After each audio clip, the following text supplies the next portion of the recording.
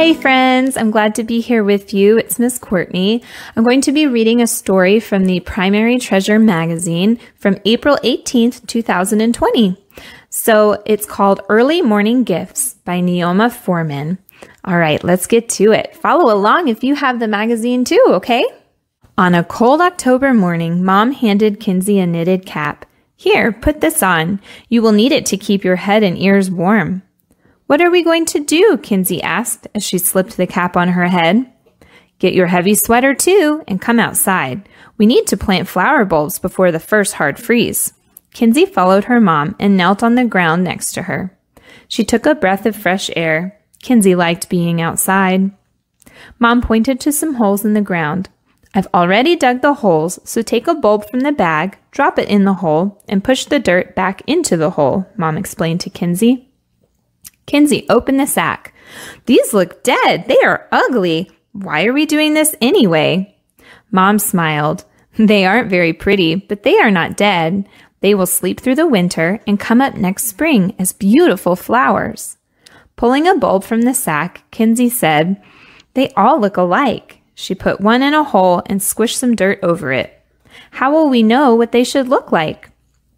We'll just have to be patient and wait until spring. Mom pushed the dirt firmly into each hole. Soon after Mom and Kinsey planted the bulbs, the autumn winds blew the leaves from the trees. The days shortened, and the weather turned even colder. In December, snow covered the ground. Kinsey stood on the back porch and looked at where they had planted the bulbs. Even if they were alive, they won't be after this cold, she thought to herself.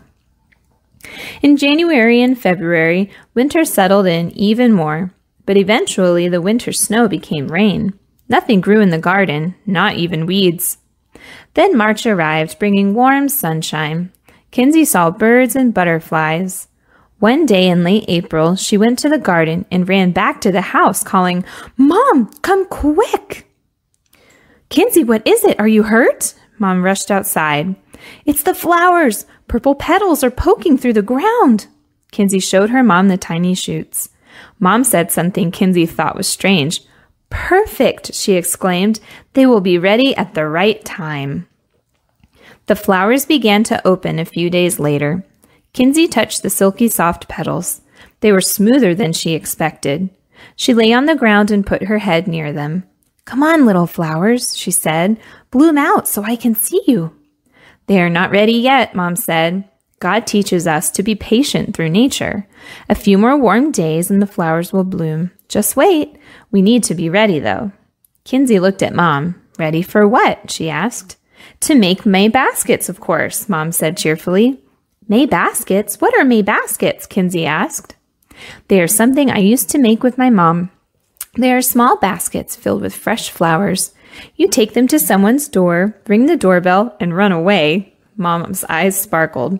We will do that next week. Doesn't that sound like fun?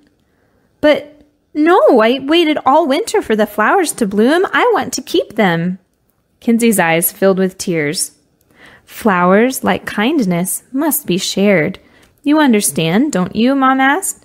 Kinsey tilted her head down and frowned. No, I want to keep the flowers. Mom hugged Kinsey's shoulders. You do now, but in the end, you will understand. What we give to others comes back for us to enjoy. Wait and see. The next week, Kinsey dragged her feet as she helped Mom snip most of the flowers from the garden.